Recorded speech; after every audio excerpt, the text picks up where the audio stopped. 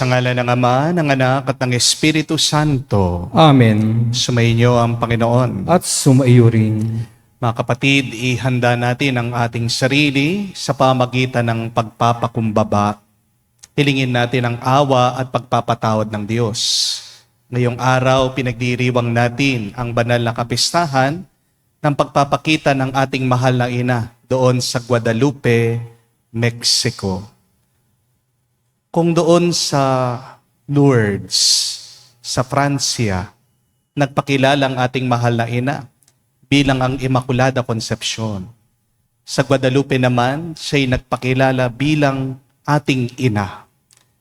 At dahil sa ating mahal na Birhen Maria, marami ang mga Meksikano, mga Aztecs, ang nagpakonberte at naging Kristiyano.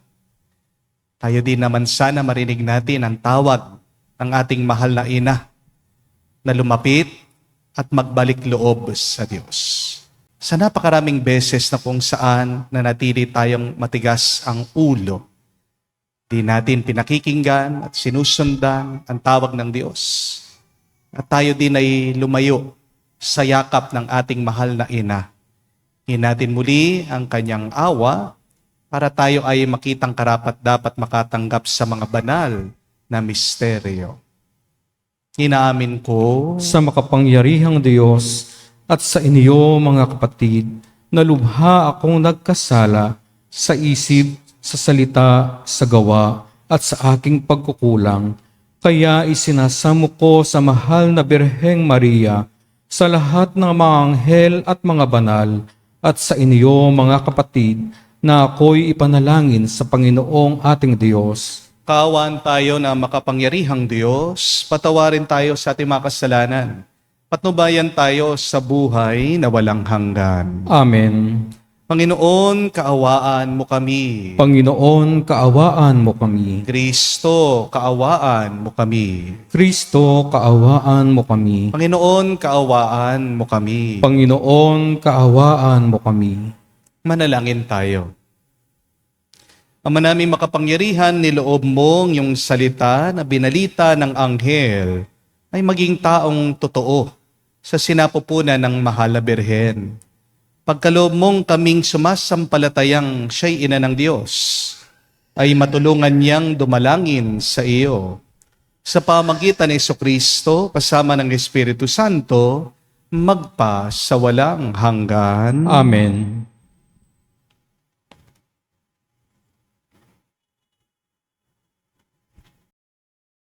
Pagbasa mula sa aklat ni Propeta Zacarias. Sinabi ng Panginoon, umawit ka sa kagalakan bayan ng Sion, pagkat maninirahan na ako sa piling mo. Sa araw na yaon, maraming bansa ang sama-samang magpupuri sa Panginoon at pasasakop sa Kanya. Siya'y manirahan sa inyo. Sa gayon, malalaman ninyo, sinugo ako ng Panginoon. Muli niyang kukupkupin, ituturing na kanyang sarili at itatanggi ang Jerusalem. Manahimik sa harapan ng Panginoon ang lahat ng nilalang, pagkat siya'y tumindig mula sa kanyang templo. Ang salita ng Diyos. Salamat sa Diyos. Pinupuri kang lubusan ng lahat sa ating bayan. Pinupuri kang lubusan ng lahat sa ating bayan. Anak, sumasa inyo ang pagpapala ng Diyos na kataas-taasan. Higit kang pinagpala kaysa lahat ng babae sa lupa. Purihin ang Panginoon, ang Diyos na lumalang sa langit at lupa. Pinupuri kang lubusan ng lahat sa ating bayan. Ang pananalig sa Diyos na nagudyok sa iyo ay hindi mapaparam sa isip ng mga tao habang guminita nila ang kapangyarihan ng Diyos. Pinupuri kang lubusan ng lahat sa ating bayan.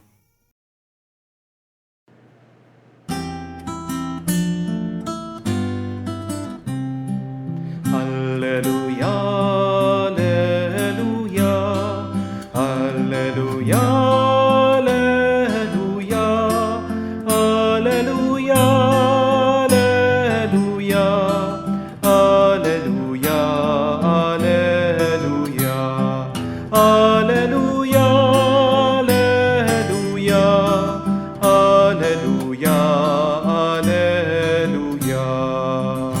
Aba, Ginoong Maria, napupuno ka ng grasya, Diyos ay kapiling mo tuwina. Aleluya, aleluya. Sumainyo ang Panginoon. At sumaiyo rin. Ang mabuting balita ng Panginoon ayon kay San Lucas. Papuri sa iyo, Panginoon. Si Maria ay nagmamadaling pumunta sa isang bayan sa kaburulan ng Huda. Pagdating sa bahay ni Zacarias, binati niya si Elizabeth. Na marinig ni Elizabeth ang bati ni Maria, naggagalaw ang sanggol sa kanyang tiyan. Napuspos ng Espiritu Santo si Elizabeth at buong galak na sinabi, "Pinagpala ka sa mga babae at pinagpala rin ang dinadala mo sa iyong sinapupunan. Sino ako upang dalawin ang ina ng aking Panginoon? Sapagkat pagkarinig ko ng iyong bati, ay nagagalaw sa tuwa ang sanggol sa aking tiyan. Mapalad ka sapagkat nananalig kang matutupad ang pinasasabi sa iyo ng Panginoon." At sinabi ni Maria, "Ang puso ko'y nagpupuri sa Panginoon at nagagalak ang aking espiritu dahil sa Diyos na aking tagapagligtas." Mga kapatid, ang mabuting balita ng ating Panginoon. Pinupuri ka namin, Panginoong Hesukristo. Magandang araw po muli sa inyong lahat. Ano po sa tingin niyo ang pinakamalaking takot ng isang ina? Ang magkasakit siya? Ang mawalan siya ng pera? O ang mamatay siya? Hindi po ang mga bagay na yan. Ang pinakamalaking takot sa puso ng isang ina ay ang dumating ang araw na kung saan hindi na siya kailangan ng kanyang anak. Amen? Opo, maingay minsan ang ating mga nanay dahil sa kanilang pagsesermon. Pero kapag mag-isa na lang ang ina, may isa po silang napakalalim na dasal at panalangin. Ano ang sinasabi nila madalas sa Diyos? "Lord, bantayan mo ang aking anak, lalong-lalo na kapag hindi ko na kaya." Minsan po, merong nag-message sa akin. Sabi niya, "Father, paano kung ang isang ina ay masama? Paano kung yung nanay ko, siya pang nakakasakit sa akin? Paano po kung ang may kasalanan talaga ay ang ina? Ano pong gagawin?" At 3 po ang akin naging sagot. Sabi ko, una, patawarin mo siya. Hindi aksidente na binigyan ka ng ganyang nanay ng Diyos. Dahil ang bawat nanay ay tulong sa'yo, sa atin, para tayo maging mas mabuting tao, para tayo maging mas banal na Kristiyano. Amen? Pero pangalawa, maniwala ka. Maniwala ka na sa puso ng bawat isang ina ay ang pagnanais na maging mabuti at magmahal sila. Pero dahil tayo'y pinasukan ng masama, kaya minsan ang nanay nagkakamali at may pagkukulang sa kanyang pamilya. At pangatlo, sabi ko po, umasa ka pa rin. Umasa ka na meron tayong isang mabuting ina sa katauhan ni Maria. Naging masama man ang nanay mo sa'yo, may nagawa siyang hindi tama, nasaktan ka niya. Meron pa rin isang mapagmahal, mabuti, banal na ina, si Maria, na yumayakap sa atin, na nagdarasal para sa atin, na umaakay sa atin papunta sa kanyang anak, si Jesus, ang ating Diyos, ang pagpapala ng ating buhay. At ito po, marahil ang mensahe ng Guadalupe. Ang kwento po ng Guadalupe ay hindi lang tungkol sa himalang pagpapakita ni Maria doon sa tilma, sa damit ng isang dukhang magsasaka. Pero ang himala talaga ng Guadalupe ay pagpapakita ng puso ng isang ina na nagmamahal sa atin. Doon po sa Guadalupe, ang nakita ay hindi isang hari. Ang nagpakita ay hindi isang propeta. Hindi rin dumating ang isang anghel na may espada. Ina ang nagpakita, ina ang nakita at naramdaman ng mga tao. Isang ina na dahan-dahang nangungusap, nagsasalita. Hindi siya isang ina na naninigaw, nagsesermon. O hindi, isang nanay na bumubulong sa ating mga anak na naliligaw, nawawala at nagwawala, sinasabi sa atin, hindi ba ako naririto para sa inyo? Ako na inyong ina. That is the message of the apparition of Guadalupe. Those are the words of Mary to Saint John Diego.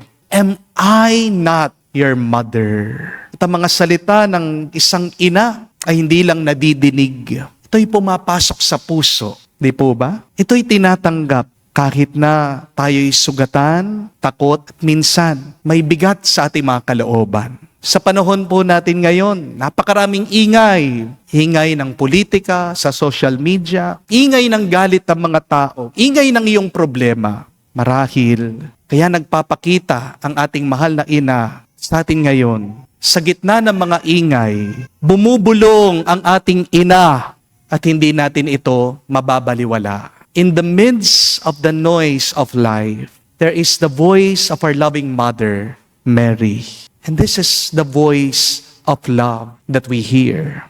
Kaya nga, kapag hindi mo naririnig ang Diyos, pakinggan mo lang si Maria. Kapag hindi mo na kaya sa buhay, hayaan mo ang ating mahal na ina ang umakay sa iyo. Isa pong magandang katangian ng mga mabubuting ina ay hindi natutulog ang kanilang mga puso. Di po ba? Kung tulog man siya, gising pa rin ang isip ng isang ina, lalong-lalo na kapag narinig niya na umuubo yung kanyang anak, kapag nararamdaman niya, umiiyak ang minamahal niya, o kung wala pa sa bahay o tahanan ang kanyang minamahal na anak, hindi ito mapalagay, hindi ito payapa, hindi ito makakatulog. Ang katawan ng ina maaaring magpahinga, pero ang kanyang pagmamahal ay nagpapatuloy palagi. Amen? At ito din po ang pinakita ni Maria doon sa Guadalupe. Hindi siya nagpahinga hanggat hindi niya nailapit ang mga Meksikano, ang mga Aztecs sa Diyos. Alam niyo po ang kwento, in just a span of 15 years, 9 million daw po ang mga Meksikano ang nagbalik loob sa Diyos. Iniwan nila yung kanilang tradisyon, paganismo, dahil nakita nila, naramdaman nila ang ating mahal na ina doon sa Guadalupe. Hindi lang po ito conversion, ito po ay pagbabalik sa tahanan ng mga anak ng Diyos.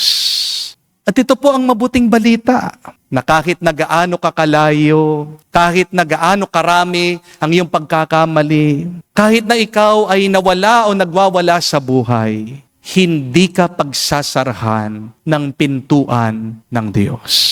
Palaging nakabukas ang pintuhan ng tahanan para sa iyo dahil nakabantay ang isang mapagmahal na ina.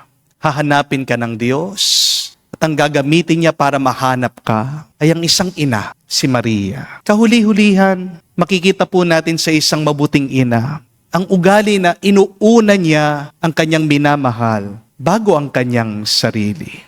Inuuna niyang minamahal niya kahit na ito'y hindi magsabi. Di po ba? Hindi naman po hiningi ni San Juan Diego na maging daan siya para makilala ang Birhen Maria. Hindi po hiniling ni San Juan Diego na maging sikat o maging tanyag. Pero bakit nagpakita ang ating mahal na ina dito kay Juan Diego? Isang simple, isang mahirap, isang matanda na Aztec o Meksikano. Kasi yung pagpapakita niya sa kanya ay isang pagpapala. Ito'y isang regalo. Ito'y isang awa. At hindi ba inuuna palagi ng isang ina yung mga anak niyang nanghihina? Minsan, ito po yung hindi maintindihan ng ibang bata Sinasabi nila, reklamo nila, may favoritism ang kanilang mga nanay. Mga kapatid, di ba, kapag maraming oras na binibigay ang isang ina sa isa sa kanyang mga anak, anong ibig sabihin? Mas malaki ang pangangailangan ng batang ito kaysa sa mga iba niyang kapatid. Di po ba? Ganyan ang puso ng isang ina. Oo, hindi patas, pero palagi patas sa pagmamahal. Hindi ibig sabihin, hindi hinahati ang oras ng ina, hindi na siya pantay-pantay. Maaring hindi pantay-pantay ang atensyon ng isang ina sa kanyang mga anak, Pero pantay-pantay palagi ang kanyang pagmamahal sa kanilang lahat. Inuuna lang ng nanay yung kung sino yung pinakakawawa, sino yung pinakamahina, sino yung pinakawalang lakas. Kaya nga, huwag kang magseselos. Kasi kapag hindi ka masyadong tinutulungan ng nanay mo, anong ibig sabihin nun? Kaya mo na, malakas ka. Ang ina ay laging pumupunta kung saan siya kailangan. Amen? Kaya nga po, bakit hindi kayo magtataka? Nagpakita si Mama Mary doon sa Guadalupe. Bakit po hindi sa United States? Bakit hindi po sa Japan? Bakit hindi po sa Switzerland? Kasi mas kailangan ang ating mahal na ina doon sa Mexico. Maraming mga taong naghihirap, maraming mga taong malayo sa Diyos. At ganyan ang pag-ibig ng Diyos. Yan ang estilo ng langit. Kung saan marami ang nahihirapan, doon siya mas lumalapit. Kung saan merong dilim, doon nagdadala ng liwanag ang Diyos. Kaya nga po mga kapatid, sa banal na misang ito, tayo magpasalamat sa Diyos. Binibigyan tayo ng ating Panginoon ang isang mapagmahal na ina, isang mabuting ina, si Maria, na kung saan siya ay nakita at nararamdaman hanggang ngayon sa Guadalupe. Ang milagro po ng Guadalupe ay hindi lang yung pagpapakita at pananatili ng larawan ng ating mahal na ina doon sa tilma o doon sa tela. Ang himala talaga ng Guadalupe ay ang pagmamahal ng Diyos para sa mga kawawa, sa mga nahihirapan, at sa mga nakalimutan. Kaya kung ikaw ay nabibigatan na sa buhay, kung nalulungkot ka, kung nalilito ka sa buhay, ang mabuting balita, malapit na malapit sa iyo ang ating mahal na ina. Pinapaalala niya, binubulong niya sa iyo, sinasabi niya, hindi ba ako naririto para sa iyo? Ako ang iyong ina. Sabihin po natin, salamat Maria sa iyong pagmamahal. Salamat sa iyong panalangin. Naway mas ilapit mo pa kami kay Kristo, ang aming buhay at buhay na walang hanggan. Amen. Tumayo po tayo, alay po natin sa Diyos ang ating mga dasal at panalangin at ating sabihin, Panginoon, dinggin mo kami. Panginoon, dinggin mo kami. Ang mga pinuno ng simbahan naway patuloy na manawagan sa mga tao na talikuran ang makasalanang pamumuhay. Manalangin tayo sa Panginoon. Panginoon, dinggin mo kami. Ang mga lalaki at babaeng binigyan ng katungkulan, naway pangibabawin ang katarungan sa lahat ng pagkakataon. Manalangin tayo sa Panginoon. Panginoon, dinggin mo kami. Ang mga dukha at nagdadalamhati, naway marinig ang mabuting balita ng kaligtasan. Manalangin tayo sa Panginoon. Panginoon, dinggin mo kami. Sa katahimikan po ng ating puso, sabihin din natin, banggitin natin sa Diyos ang ating mga personal na pangangailangan. Ama, pakundangan sa iyong pag-ibig, dinggin mo ang aming mga panalangin at gawin mo kaming katulad ni Juan Bautista, na walang takot, mapagkumbabang saksi sa mga aral ng iyong anak sa buong mundo. Hinihiling namin ito sa pamagitan ni Kristo, aming Panginoon. Amen.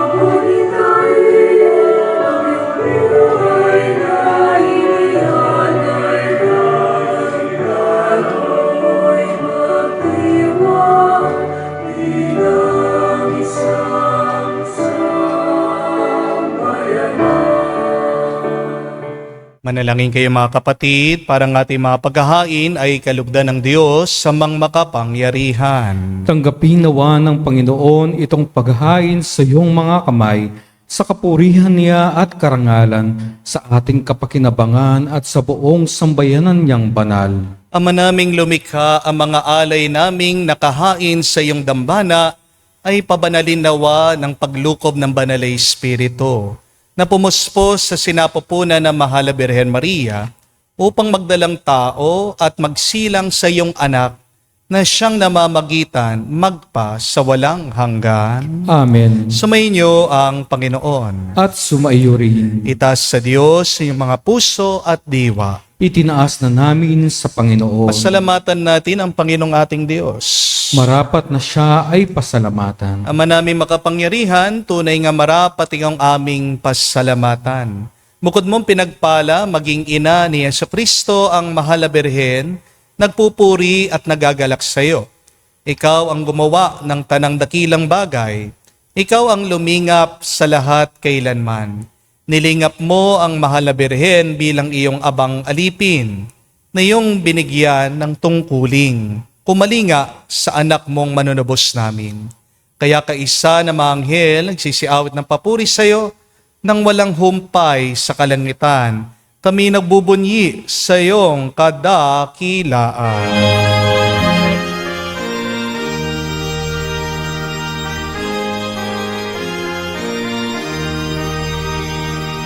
Santo, Santo, Santo, Panginoong Diyos ng mga hukbo.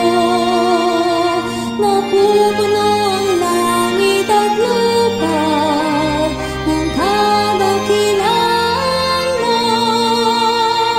Hosana sa kalitasan, pinagpalang na paninito sa ngalan ng Panginoon. Hosana sa kalitasan, Hosana sa kalitasan. Ama naming banal, ikaw ang bukal ng tanang kabanalan. Kaya't sa pamagitan ng iyong Espiritu, gawin mong banal ang mga kaloob na ito upang para sa amin maging katawan at dugo ng aming Panginoong Jesucristo. Bago niya pinagtiis ang kusang loob na maging handog, hinawakan niyang tinapay, pinasalamatan kanya, pinaghati-hati niya iyon, inabot sa kanya malagad at sinabi, tanggapin ninyong lahat ito at kanin. Ito ang aking katawan na ihahandog para sa inyo.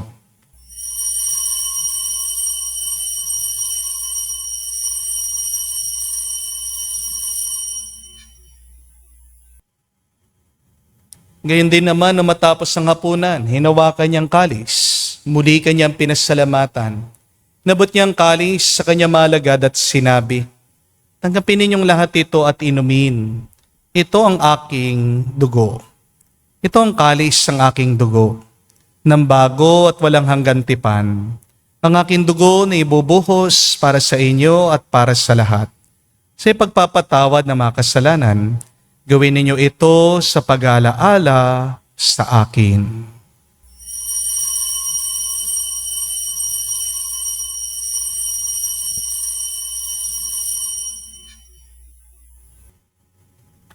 Ang misteryo ng pananampalataya.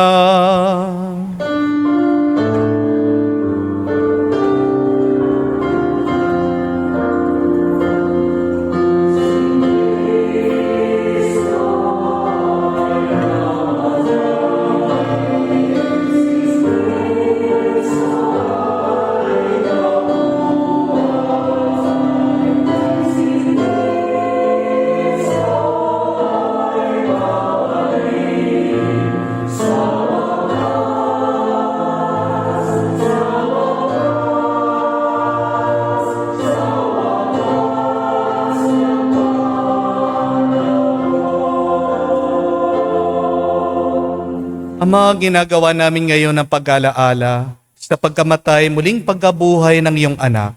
Kaya tinialay namin sa iyong tinapay nagbibigay buhay at ang kalis na nagkakaloob ng kaligtasan. Kami nagpapasalamat dahil kami yung minarapat na tumayo sa harap mo para maglingkod sa iyo. Sinasamo namin kami magsalo-salo sa katawan at dugo ni Kristo ay mabuklod sa pagkakaisa sa pamagitan ng Espiritu Santo.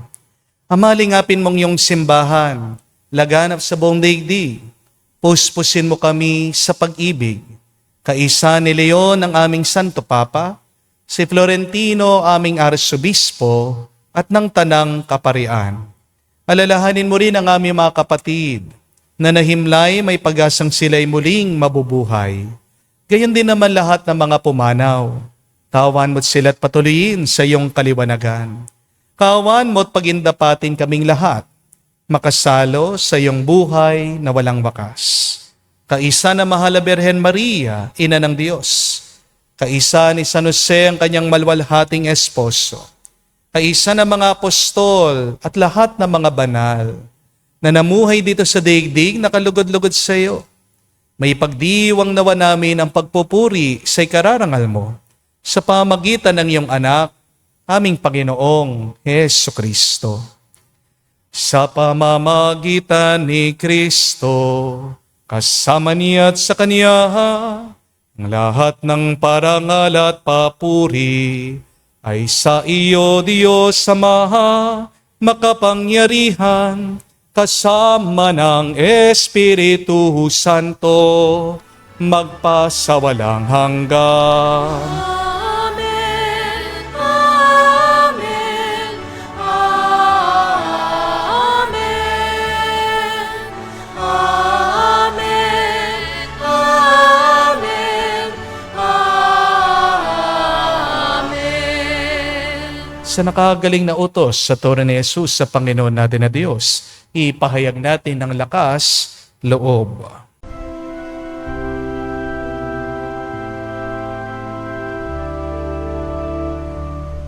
Ama namin, sumasalangit ka, sambahin ang ngalan mo, mapasa amin ang kaharian mo, sundin ang loob mo dito sa lupa para nang sa langit. Bigyan mo kami ngayon ng aming kakanin sa araw-araw at patawarin mo kami sa aming mga sala para ng pagpapatawad namin sa nagkakasala sa amin. At huwag mo kaming ipahintulot sa tukso, at iadya mo kami sa lahat ng masama. Hinihiling namin kami, Diyos, sa lahat ng masama, pagkalooban ng kapayapaan araw-araw. Ligtas sa kasalanan, ilayo sa lahat ng kapahamakan.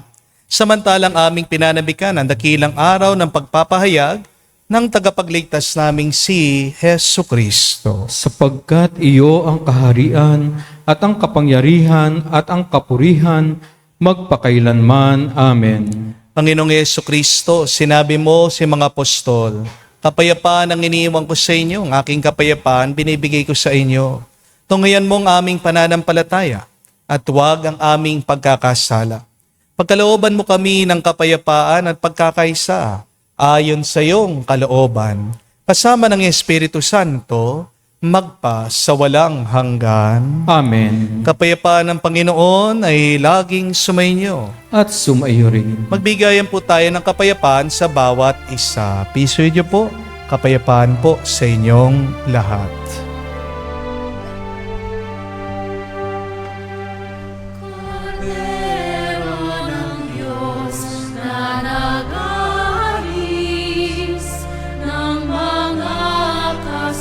kasalanan ng sanlibutan, maawa ka sa amin. Maawa ka sa amin. Kordero ng Diyos na nag-alis ng mga kasalanan ng sanlibutan,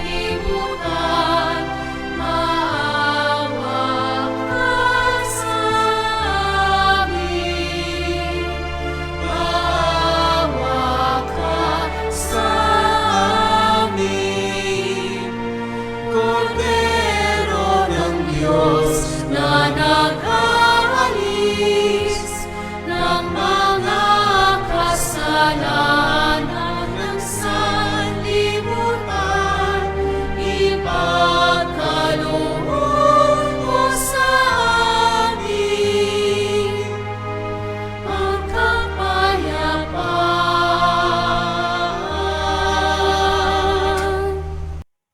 Mga kapatid, naririto ang ating Panginoong Jesucristo, ang Kordero ng Diyos.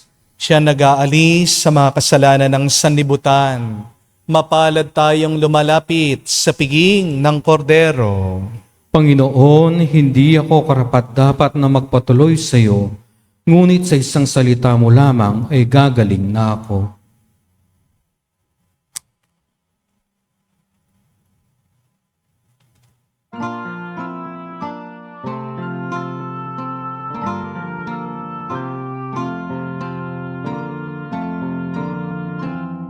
Birheng Maria, dala sa umaga, noon pa man ay itinangi ka. Ang iyong liwanag ang takdang lulupig kay Satanas, tao'y ililigtas.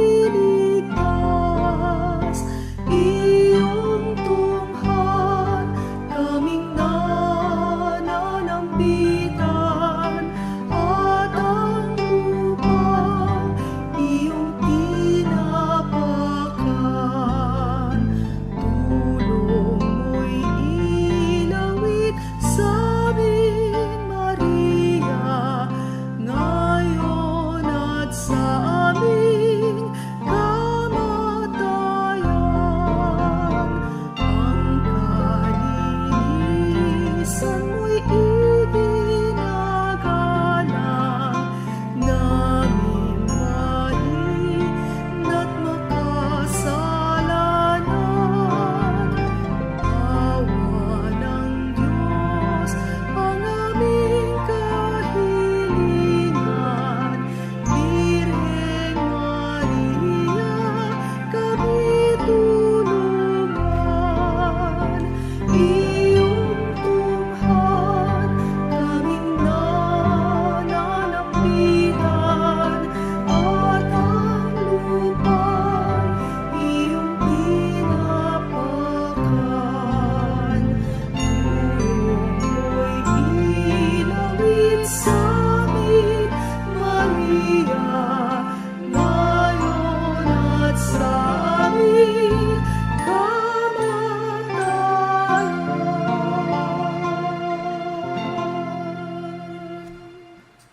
Manalangin tayo. Ama namin mapagmahal, sa aming pagsasalo sa banalhain, lagi nawa naming madama ang iyong kagandang loob upang kami magkamit ng kaligtasan. Pakundangan sa pagkakatawang tao ng iyong anak, ngayon aming ginugunita ang kanyang ina sa pamagitan din ni Jesucristo kasama ng Espiritu Santo, magpa sa walang hanggan. Amen. Muli po kayo ay inaanyayahan ko para sa Sabado, December 13, alas 7 po ng umaga para sa ating Advent Recollection at Healing Mass.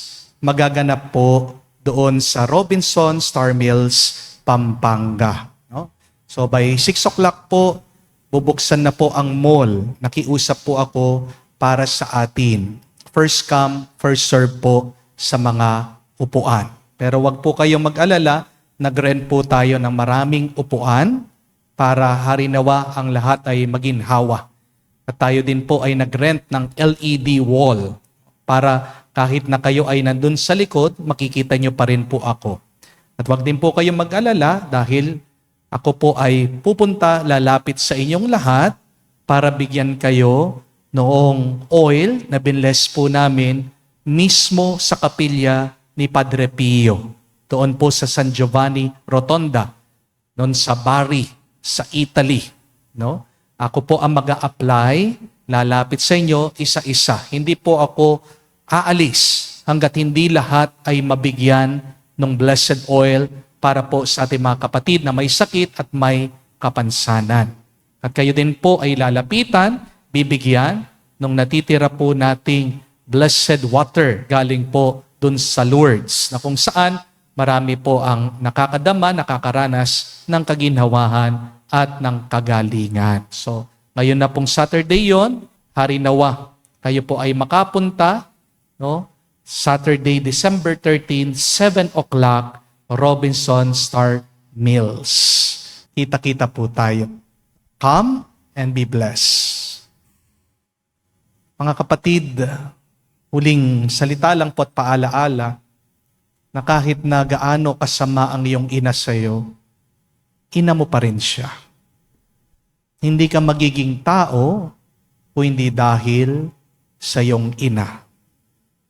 Oo, hindi mo siya hiningi na maging nanay, pero hindi rin naman niya hiningi na ikaw maging anak niya.